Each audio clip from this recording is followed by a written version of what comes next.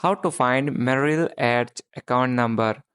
Finding your Merrill Edge account number depends on how you access your account and the specific statements or documents you have. Log into your Merrill Edge account through the official website. Once logged in, navigate to the account overview or account summary section. Your account number is typically displayed on this page.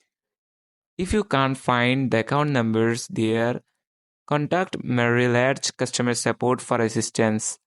You can find contact information on the Merrill Edge website. Be prepared to provide verification information to confirm your identity.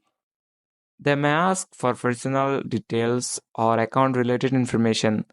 Always ensure that you are using the official and secure channels to access your financial information. That's it. Thanks for watching the video.